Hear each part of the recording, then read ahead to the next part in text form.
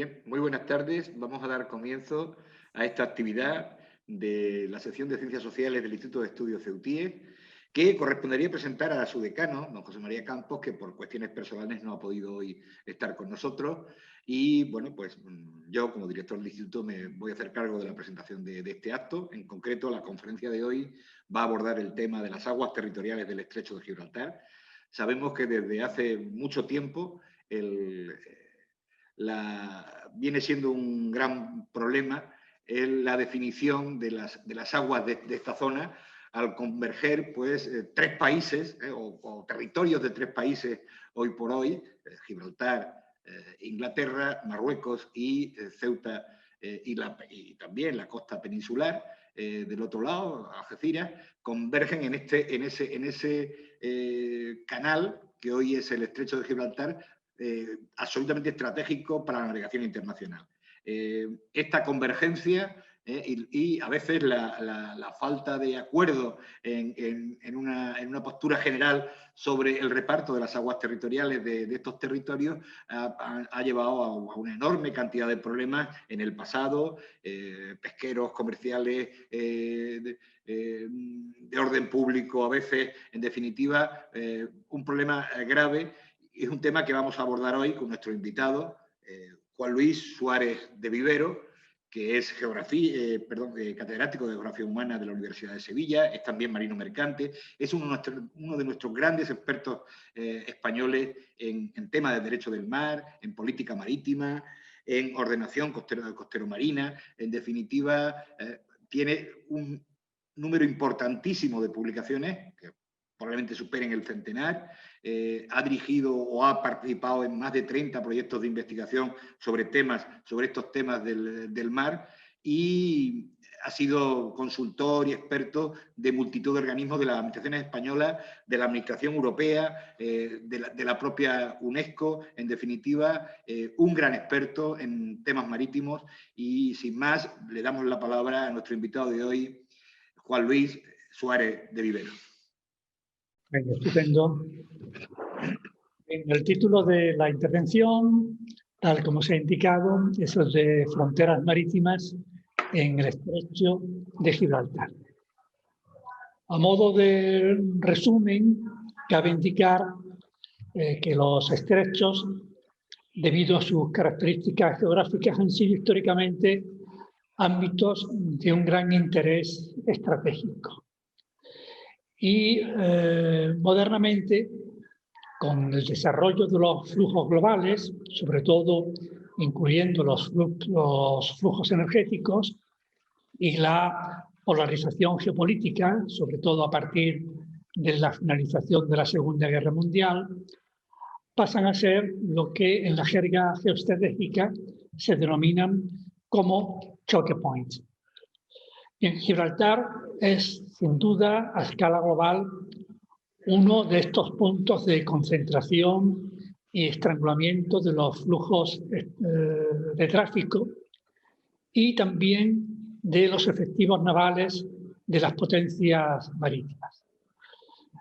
En consecuencia, el dominio territorial sobre estos espacios y el ejercicio de la soberanía por parte del Estado o los Estados ribereños es una cuestión de notable trascendencia geopolítica. Este es, digamos, el contexto, las líneas generales en las que se inscribe el análisis del Estrecho de Gibraltar, de sus fronteras marítimas y de la conexión de este problema con la situación española desde el punto de vista territorial. Bien, con base en este panorama y en este contexto, la presentación está dividida en estos 4 apartados. Por una parte, un contexto geopolítico global es fundamental para entender qué es lo que ocurre en el entorno del estrecho. En segundo lugar, indicaré unas notas sobre qué es jurídicamente un estrecho. La tercera parte está dedicada a analizar la situación de los estados presentes en este escenario, los enclaves territoriales y las jurisdicciones marítimas que se generan a partir de esta estructura territorial. Terminaré con unas breves observaciones sobre las cuestiones claves que se generan en esta área geográfica. Bien, ¿cuál es el contexto geopolítico en el que se debe describir el problema del Estrecho de Gibraltar?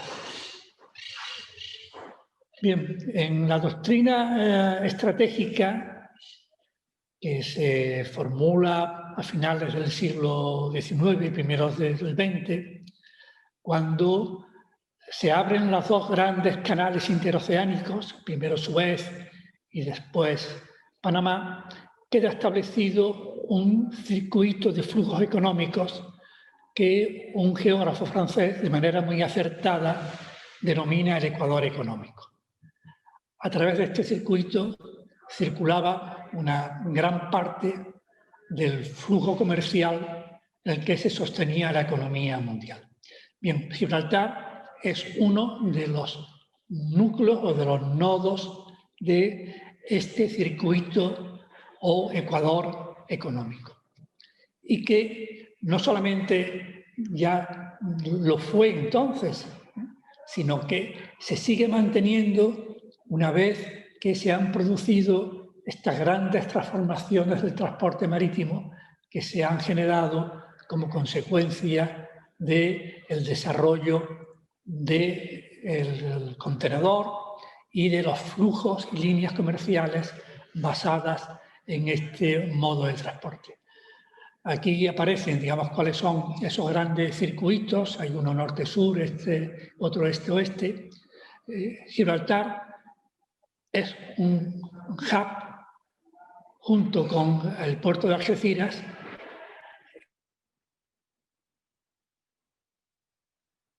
circuitos de estos flujos. Bien,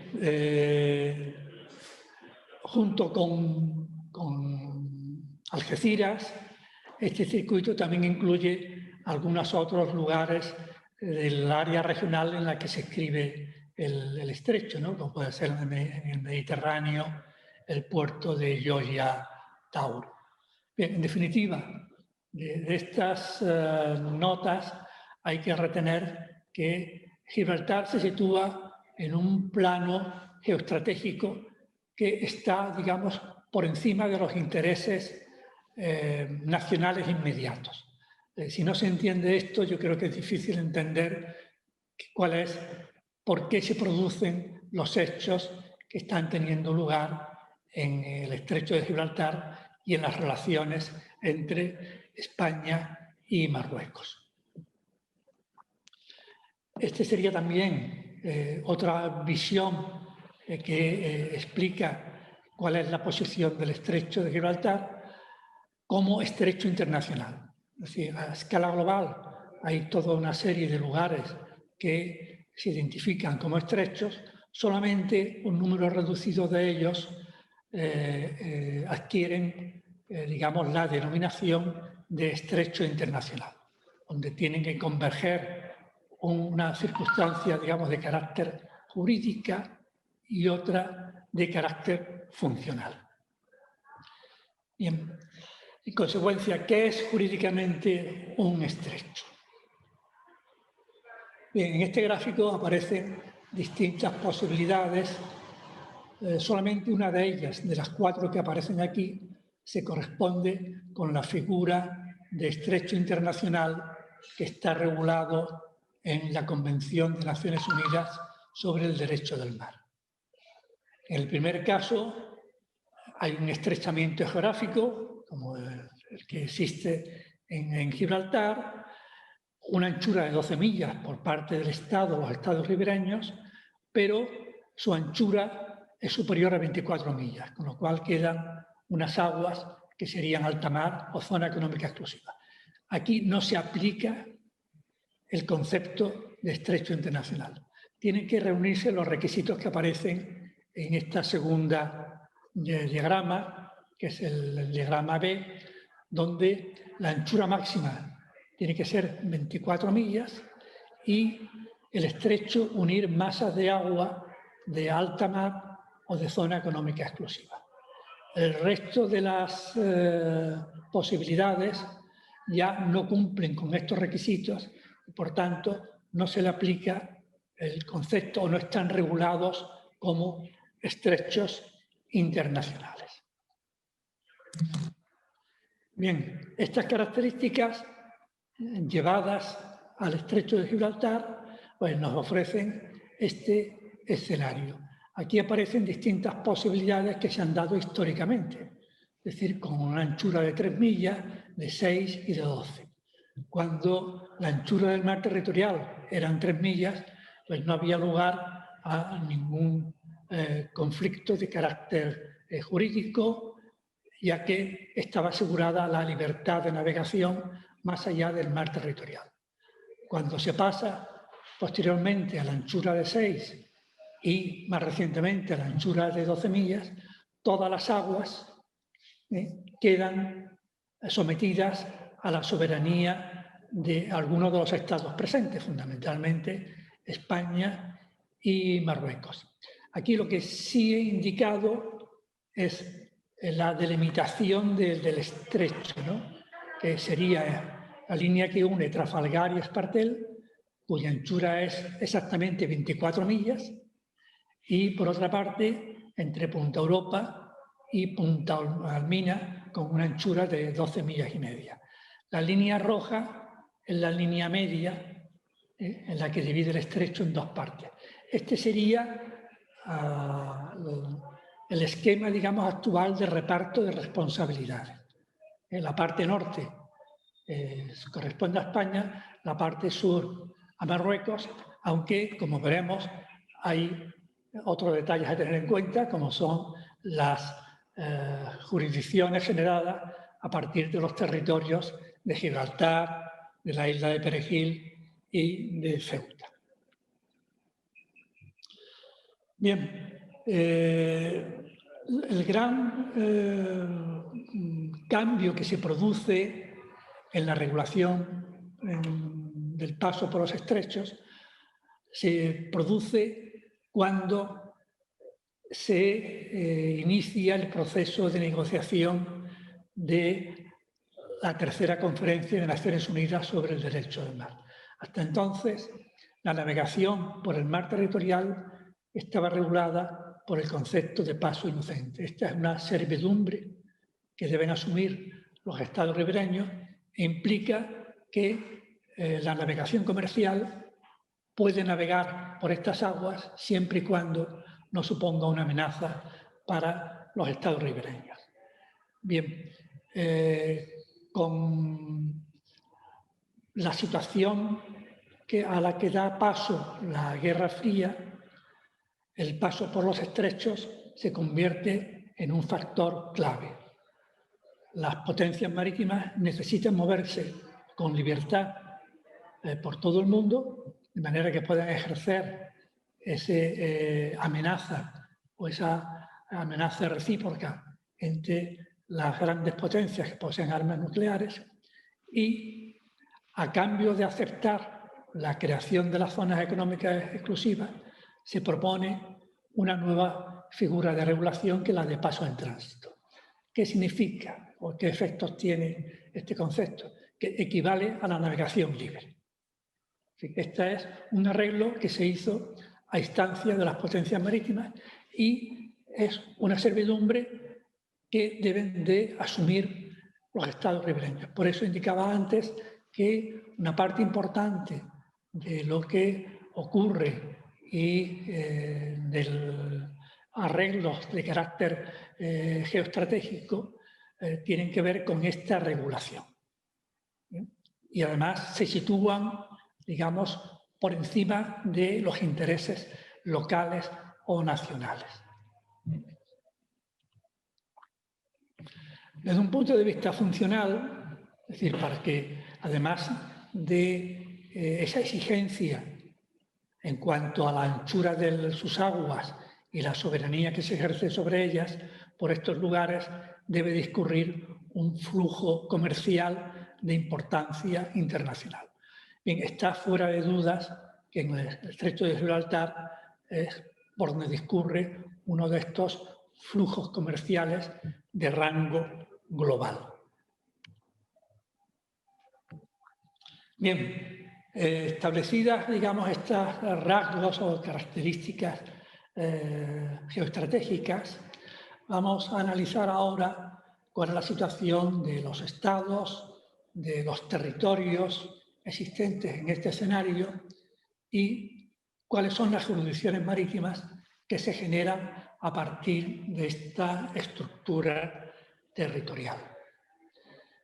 Bien, aquí tenemos un esquema muy simplificado de cuáles son los conceptos jurídicos que encontramos en el estrecho.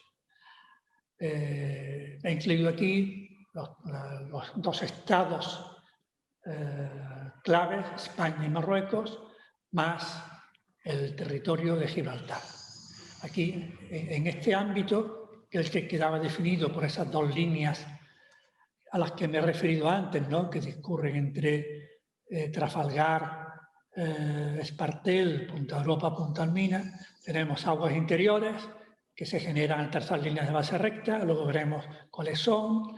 Un mar territorial de 12 millas por parte de los dos estados y 3 millas en el caso de Gibraltar. Y ambos estados, España y Marruecos, también declaran zonas económicas exclusivas, pero tales aguas no existen en este ámbito específico del estrecho, aunque sí en el entorno, porque ese sería además uno de los requisitos para que exista el concepto de estrecho internacional. Bien, aquí únicamente para ilustrar cuál es, digamos, el resultado final cuando se generan todas estas jurisdicciones, aquí tendríamos el nuevo mapa político de España. Lo que nos interesa, la parte que nos interesa, es la del estrecho y su entorno, especialmente el mar de Alborán como embocadura oriental, que casi se podría, digamos, asimilar como parte del estrecho.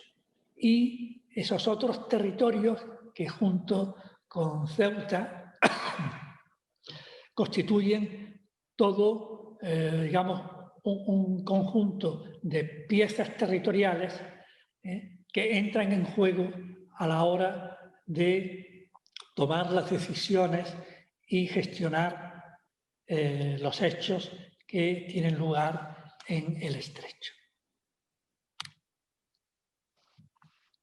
Bien, me interesa ahora recalcar algunas notas sobre el contexto regional, ¿no? En primer lugar, y como acabamos de ver en el mapa anterior, hay una complejidad territorial que realmente dificulta enormemente las soluciones que se puedan alcanzar, ¿no? Y que en la actualidad implican que solamente a muy largo plazo podrían encontrarse soluciones prácticas. Otro aspecto clave es la interdependencia. Todos estos problemas territoriales existen a un lado y otro del estrecho. Difícilmente se puede encontrar una solución para uno de ellos sin tocar al resto. Esto nos llevaría quizá a algo que anoto al final, ¿no? Gibraltar y Ceuta son dos territorios cuyas soluciones van unidas y que no se pueden tratar de manera autónoma. Y un tercer punto respecto al contexto regional es qué criterios de delimitación se están utilizando a una ribera y otra del estrecho. Esto es importante y últimamente, digamos, se ha puesto de manifiesto con las últimas iniciativas tomadas por parte de Marruecos para considerar la definición y delimitación de sus espacios jurisdiccionales. Los dos criterios que hay que manejar son los de equidistancia y de equidad, que luego veremos qué resultado tiene. Bien, esta sería la imagen de ese contexto regional que discurre entre el límite occidental, ¿no?, de Trafalgar, Espartel, hasta más o menos Cabo de Gata. Aquí podemos apreciar con mayor detalle cuáles son los efectos que tienen los territorios de soberanía española presentes en la costa africana. La solución que aparece aquí no es la definitiva, es la que hipotéticamente podría darse, pero que por supuesto Marruecos no la admite, y si alguna vez se obtiene alguna solución, seguramente no sería la que aparece aquí. En las tramas que también ilustran este contexto se corresponde con una nueva zonificación creada en España como consecuencia de la aplicación de la Directiva Europea. Son las demarcaciones marinas derivadas de la estrategia marina que a su vez es el preámbulo que ha dado paso a una nueva directiva en la que regula la planificación espacial marina. Otro hecho importante en el que el Estrecho de Gibraltar debería ser un aspecto clave. Si hay algún lugar de las aguas jurisdiccionales españolas en las que la planificación espacial marina debería cometerse, sin duda es la de las aguas del Estrecho, que es donde hay una concentración de conflictividad muy superior al del resto de las aguas jurisdiccionales, ¿no? Y además se daría también ese otro requisito que aparece en la directiva, que es el de la cooperación transfronteriza. Un propósito que se enuncia ahora de una manera, digamos, muy profusa, pero tremendamente complicado, digamos, de materializar, ¿no? Y en esto el conflicto España-Marruecos no deja de ser un ejemplo que ilustra perfectamente la dificultad y las barreras prácticas que existen para la cooperación transfronteriza. Bien, aquí entramos ya en algún detalle respecto a cómo se resuelven o cómo se pueden ir concretando las delimitaciones entre España y Marruecos. Lo he denominado a esta presentación en las dos orillas, y porque tiene una gran importancia. El hecho de que España genere aguas jurisdiccionales tanto en la ribera norte como en la ribera sur implica que una parte del estrecho hay una continuidad jurisdiccional entre las aguas que se generan a partir de este extremo, ¿no? De la provincia de Cádiz y las que se generan a partir de Ceuta, junto con las generadas por la isla de Perejil, que luego me referiré a ello. Es una cuestión algo particular en este contexto, ¿no? Más las aguas que generan Gibraltar, que son solamente de 3 millas náuticas, teniendo en cuenta que España, como es sabido, no reconoce esta jurisdicción, ya que en su interpretación del Tratado de Utrecht solamente habría cedido la soberanía sobre el peñón. Es la teoría de la costa seca, que jurídicamente tampoco tiene mucho soporte, pero es la posición española, ¿no? Estas dos líneas son líneas de cierre del estrecho, no son líneas de base recta. Las líneas de base recta son las que aparecen aquí en color azul, estas son las españolas y esta es las líneas de base recta marroquíes, que se apoyan o tapan territorio de soberanía española, Perejil y Ceuta, y que generan estas líneas, estas aguas interiores. Bien, en este sentido, el comportamiento, digamos, de España y Marruecos pues, diverge, ¿no? Mientras que España se ha abstenido de cerrar la bahía de Algeciras con una línea de base recta. Sin embargo, Portugal en este sentido ha sido muy, digamos, proactiva y ha trazado estas líneas de base recta para recalcar, digamos, su reclamación territorial. Por supuesto, estas líneas de base recta en su momento fueron contestadas por el Estado español. Bien, en este otro mapa, aquí aparece, yo creo que más claro, cuál sería la imagen final, ¿no? Aparece la línea media de delimitación entre España y Marruecos. Aquí quedaría ese pequeño pasillo que genera la isla de Perejil, aunque no es seguro que estas aguas, en un hipotético arreglo que se diera en el futuro, se mantuvieran, y estas otras aguas que yo creo que no hay forzosamente deben de reconocerse como un pasillo o un tramo de aguas que atraviesa el estrecho de parte a parte, ¿no? Hay aquí otros dos aspectos a tener en cuenta desde un punto de vista de la funcionalidad del estrecho de Gibraltar. Y es que, además de los flujos comerciales, ¿no?, que circulan en el sentido este-oeste y viceversa, ¿no?, aquí están los esquemas de separación de tráfico, hay otros dos elementos de conexión que son claves, que es el gasoducto que conecta Marruecos con España y que trae o transporta el gas desde Algeciras. Por tanto, es un elemento, una infraestructura clave, y la conexión eléctrica entre España y Marruecos, otra conexión clave. Es que, como vemos, el concepto al que me refiero al principio, el de choke point, aquí adquiere toda su virtualidad. Hay una concentración realmente muy importante de elementos de un alto valor estratégico.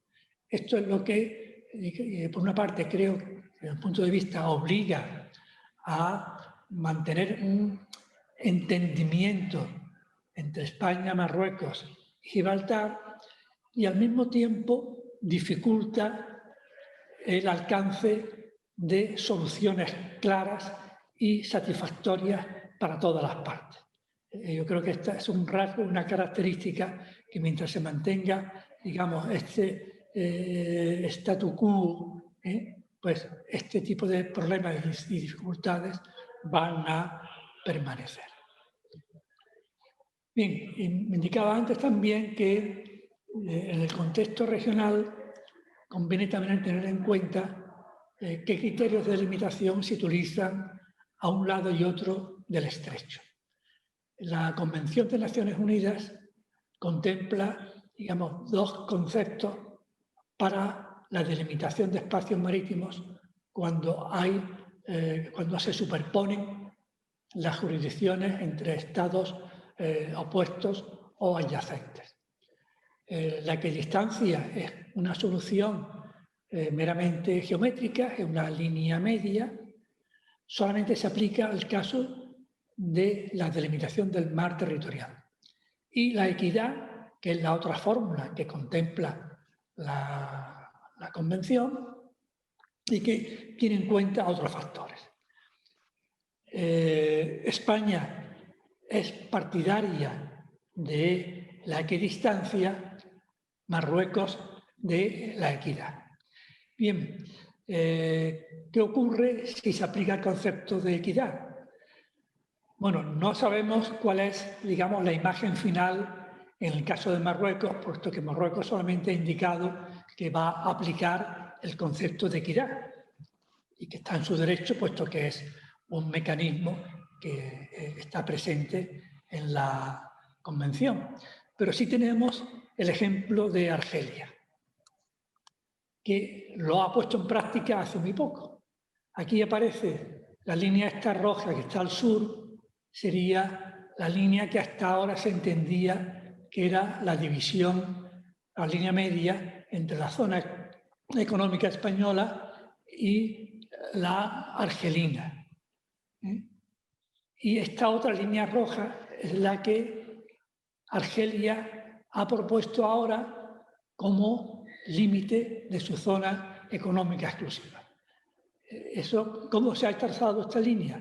Pues Argelia manifiesta que se trata de repartir estas aguas proporcionalmente a la longitud de las islas españolas, cuya longitud es mucho menor que todo el trazado de la costa argelina. Por tanto, aplicando distintas fórmulas más o menos cuantitativas, Argelia, digamos, coloca su límite exterior de zona económica exclusiva pues, en una línea que es tangente al mar territorial. España, obviamente, ha protestado esta iniciativa, pero cuando Marruecos proceda a definir sus límite exterior de la zona económica exclusiva con arreglo al criterio de equidad, saldrá algo parecido a lo que ya tenemos aquí respecto a Argelia. Bien, como vemos, este es un factor más de disputa, de conflictividad y que hace mucho más compleja el alcanzar acuerdos entre los países que comparten estas aguas. Bien, ya para concluir y de, digamos, todas estas consideraciones previas, yo destacaría las siguientes cuestiones claves, ¿no? Bien, por una parte, respecto al estrecho de Gibraltar, hay una cuestión primordial, que es que el corredor oriental del estrecho, incluido el espacio aéreo, está bajo la soberanía íntegramente de España. Hay que tener en cuenta que con el concepto de paso en tránsito, los buques, los navíos de guerra de otros estados pueden transitar libremente, los submarinos pueden hacerlo sumergidos y sin necesidad de identificarse, y además se puede operar en el espacio aéreo también sin ningún tipo de límite. Bien, en este caso, ese corredor oriental sería España, digamos, el que asume íntegramente esa servidumbre. Es decir, que implica, digamos, una mayor responsabilidad.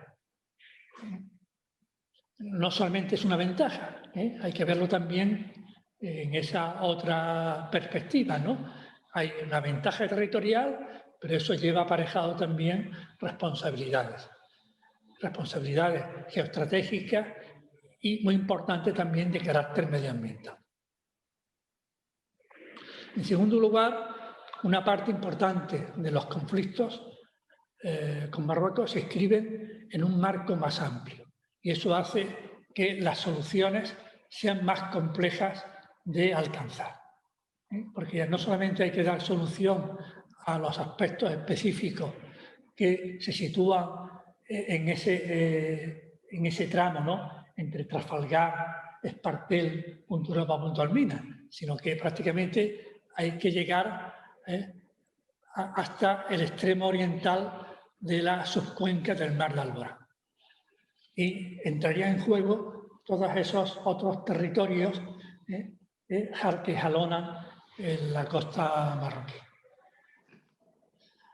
Hay que tener en cuenta, y no hay que olvidarlo, que la cuestión de los estrechos, aunque se ha atenuado tras la Guerra Fría, sigue teniendo un peso muy importante en los planteamientos estratégicos. Y esto es lo que creo que no hay que olvidar, que por encima de esos intereses inmediatos a los que me refería antes, están estas otras circunstancias que tienen ya una dimensión o son de escala global. Y aquí España asume también una gran responsabilidad geoestratégica.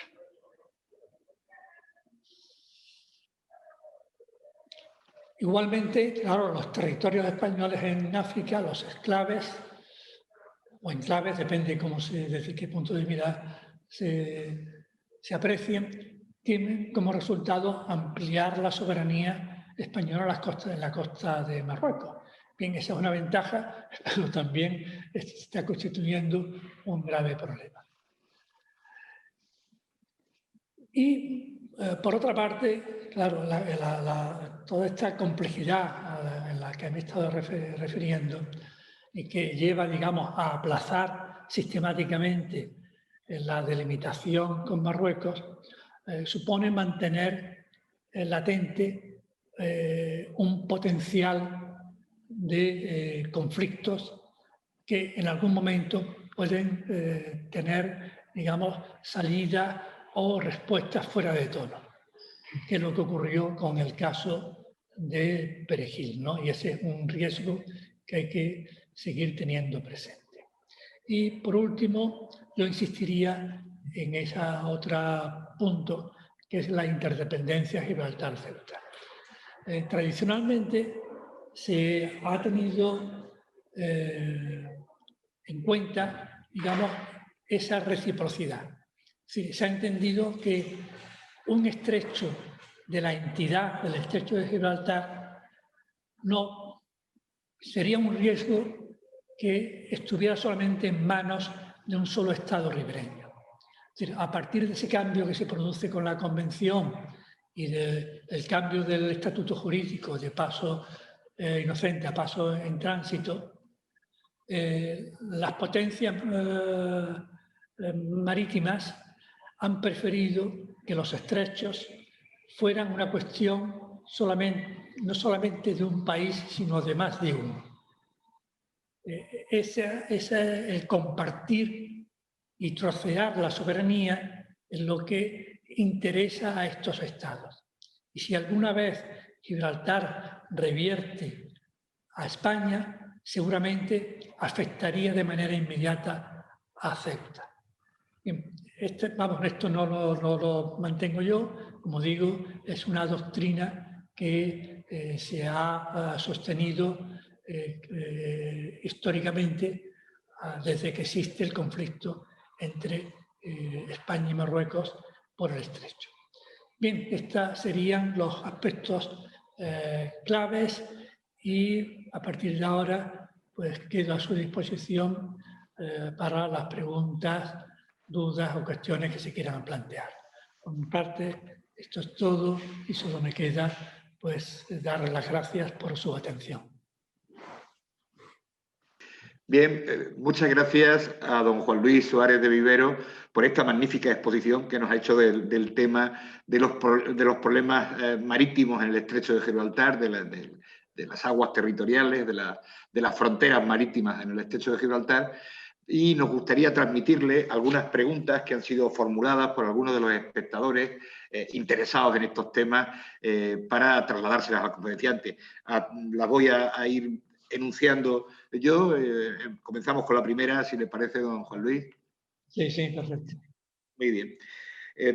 Pregunta uno de nuestros espectadores. ¿No cree el ponente que es una contradicción estar actuando en labores de búsqueda y rescate en zona marroquí cuando en su día ni siquiera se realizó una reserva o una reseña en el acuerdo internacional que determinó la modificación del dispositivo de separación de tráfico en el estrecho para el nuevo puerto de Tangermet, que incluyó sus nuevas zonas de fondeadero, invadiendo zonas de mar territorial de España en Ceuta, y cedió la responsabilidad del control del tráfico marítimo a Marruecos en la zona sur del estrecho? Esta es la primera pregunta. La existencia de contradicciones, yo creo que esto es algo consustancial, ¿no?, a las relaciones entre España y Marruecos. No van a tener lugar, yo creo que nunca, sin que estén presentes estas incongruencias, ¿no? Yo creo que es el resultado de la exigencia de mantener las posiciones que son irrenunciables por parte de cada Estado, pero al mismo tiempo la exigencia de cooperación. Como creo que decía antes, que por encima de los intereses nacionales existen cuestiones de rango internacional que obligan a ambos países. Yo creo que por mucho que entren en colisión las posiciones de unos y otros, en algún momento están obligados a operar de una manera, digamos, práctica en el estrecho. Y, claro, la presencia de España con sus medios en esas aguas, yo creo que también se debe a que las dotaciones que tiene España creo que son de una mayor entidad. Y por otra parte, yo creo que, no sé si lo he entendido bien en la pregunta, pero en ese parece que hay contradicción entre los esquemas de separación de tráfico y el fondeadero. Yo, examinándolo, que recuerde ahora en la carta náutica, no se solapan, porque ese esquema de separación de tráfico que se modificó para tener en cuenta el acceso a Tangermet. Tangermet queda a una distancia en la que las aguas jurisdiccionales de Ceuta no intervienen. Es decir, hay un fondeadero, al menos tal como aparece en la actual carta náutica, pero ese fondeadero está situado a occidente del puerto de Tangermet. Y que yo sepa no interfiere con las aguas jurisdiccionales españolas que se generan a partir, digamos, de una línea que es una línea norte-sur, justo donde se sitúa la frontera con Ceuta. Me parece, al menos que así es como yo lo veo en el documento de la Carta Náutica. Muy bien, muchas gracias. Le formulo la segunda pregunta, que nos ha sido transmitida también por los espectadores de la sesión. Al no existir acuerdo de limitación España-Marruecos, ni parece que vaya a haberlo por largo tiempo, en la medida que Marruecos pretende delimitar dentro de ese acuerdo las aguas territoriales del Sáhara Occidental, cuando es un territorio cuya soberanía no le está reconocida internacionalmente, la reciente declaración unilateral por Marruecos, ¿cómo afecta a la peculiar situación del estrecho, existiendo tantas indeterminaciones y con una falta de pronunciamiento claro por España sobre situaciones que no deberían ser puestas en duda? Sí. Bueno, yo creo que esto también nos conduce otra vez a esta misma comportamiento, digamos, pleno de incongruencias y de contradicciones, ¿no? Muchos de los arreglos que hay entre España y Marruecos no están formalizados. Existe, digamos, una especie en el lenguaje anglosajón se denomina como soft law, en la que muchas de esas cuestiones se llegan a arreglos, digamos, informales, pero que tienen una validez y son los que permiten que en esta zona, digamos, operen soluciones prácticas. De manera que esto yo creo que es parte del statu quo actual. Hay que admitir, digamos, todas estas contradicciones, incongruencias y estas responsabilidades que tienen uno y otro Estado obligan, digamos, a moverse en esta situación un tanto tan indefinida, ¿no? O llena de indefiniciones. Muchas gracias. Le formulo la siguiente pregunta. ¿Qué pasa con la zona oriental del estrecho, entre el sur de la bahía de Algeciras y Ceuta, por donde la franja de aguas que discurre, mar territorial, son íntegramente españolas, al conectarse la jurisdicción generada a partir de las costas con la jurisdicción con origen en el territorio de Ceuta? Bueno, pues ocurre que España tiene una mayor responsabilidad. Ese es el que yo creo que es el resultado final, aunque, digamos, formalmente... Pasamos a la siguiente. No se admita. ¿Qué sucede con las líneas de base recta que Marruecos trazó entre Punta Almina, Ceuta? Sí, bueno, yo creo que eso es Sí. Me parece que es un error, porque no existe tal línea de base recta, ¿no? Claro, Punta Europa es el extremo sur del Peñón. Es inestable la conexión. ¿Tenemos algún problema de conexión?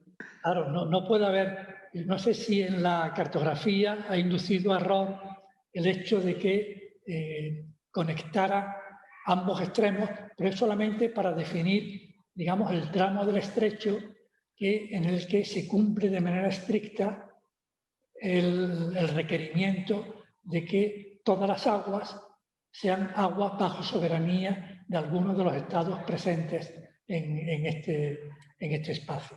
Pero no existe tal línea de base recta. Vale. Marruecos discute el reconocimiento de las aguas territoriales a Ceuta y Melilla. El éxito en esa denegación convertiría a las dos ciudades norteafricanas en verdaderos enclaves. Interesaría saber cuál es la situación actual del litigio y, sobre todo, cuál es la posición de la comunidad internacional al respecto.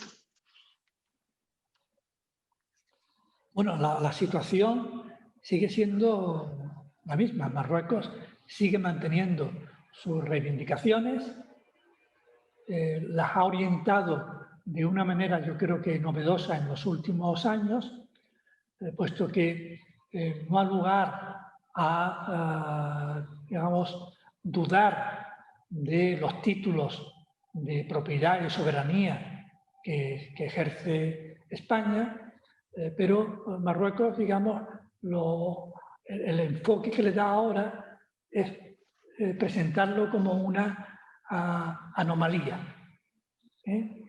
Y digamos, apelar a una especie de integridad territorial, que es la que basa, digamos, su constante reclamación, de la cual no se va a apear, yo creo que nunca, y por tanto, bueno, la situación sigue siendo la misma, ¿no? A pesar de que, digamos, existan todas estas retos y posiciones que en algún momento aparentemente pueden parecer, digamos, de una cierta agresividad.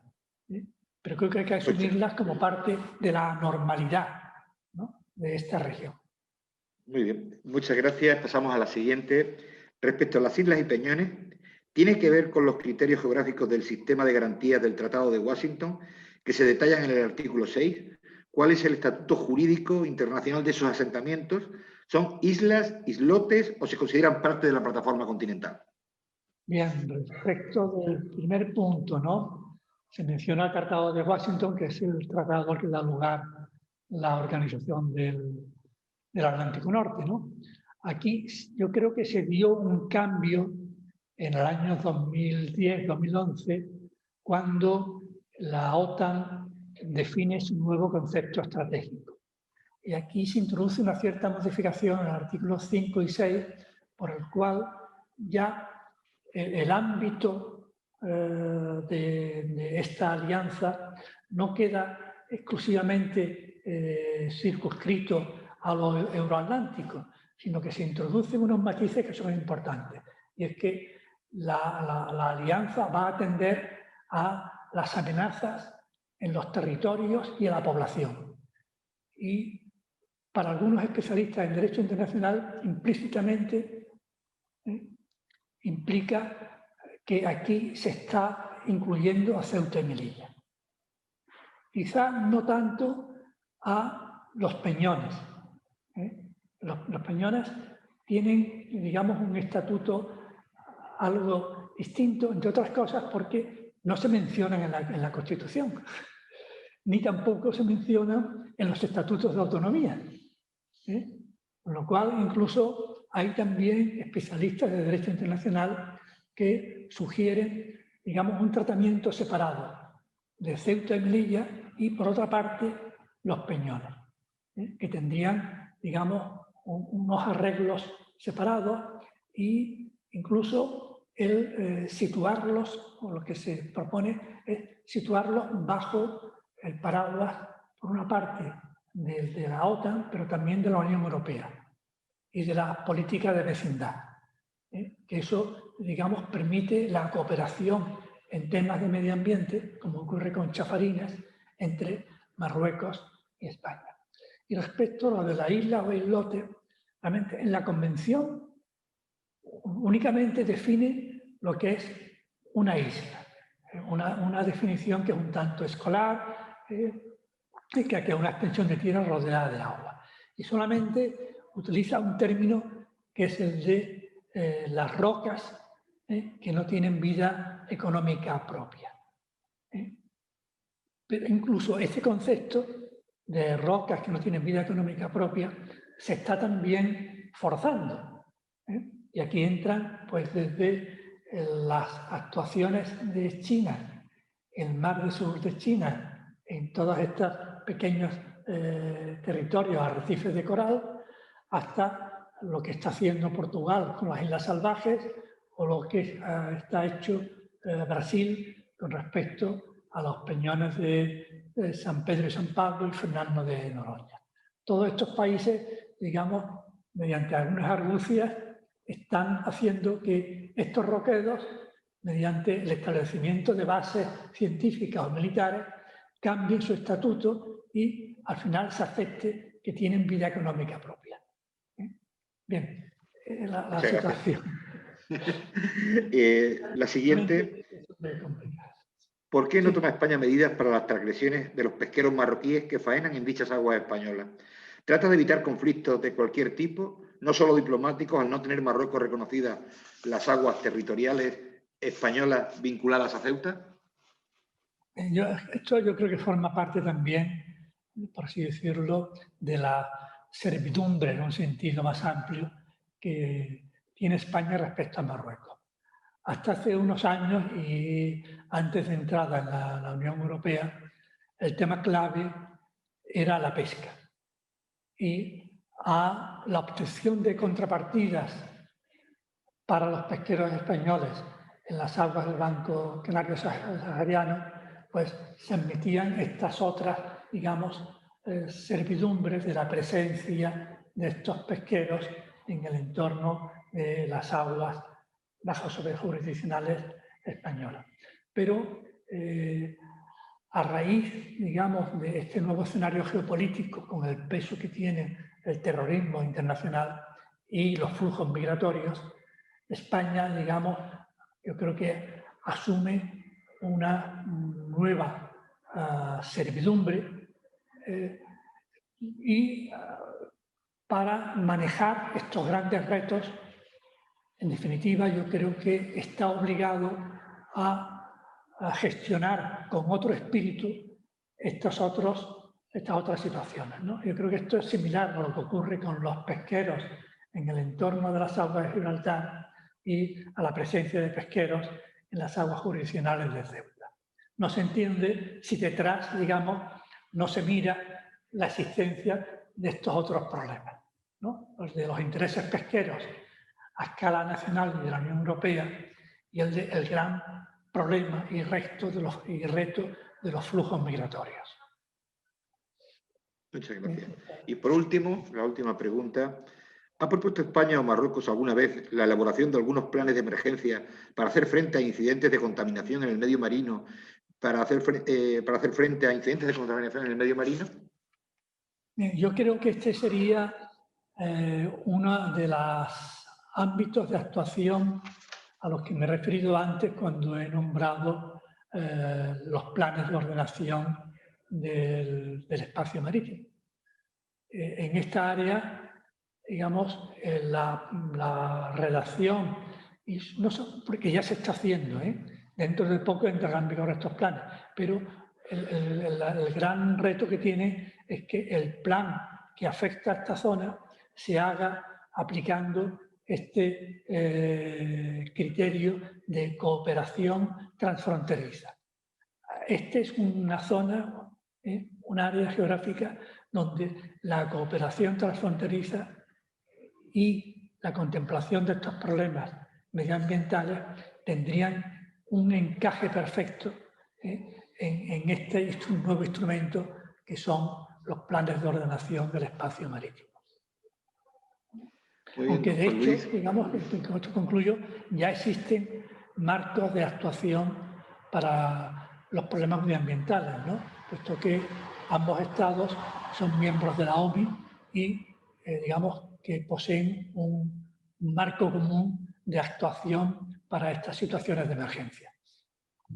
Bueno, queríamos, don Juan Luis, desde el Instituto Estudios Ceutí, agradecerle enormemente, profundamente, su participación desinteresada en las actividades del Instituto con esta magnífica conferencia de uno de los grandes expertos en la materia que tenemos en nuestro país, y decirle que estamos enteramente a su disposición para cualquier cosa que desee o necesite. Estamos muy agradecidos y encantados de su participación. Muchísimas gracias a vosotros, ¿no? De verdad, porque el tema para mí siempre es un reto, ¿no? Porque es un problema de una gran complejidad y muchas veces difícil de entender si no se acepta la existencia, digamos, de un cierto comportamiento, digamos, de carácter informal, ¿no? Que creo yo que son los que rigen gran parte de las relaciones entre España y Marruecos. Muchas gracias. Muy buenas tardes. Adiós.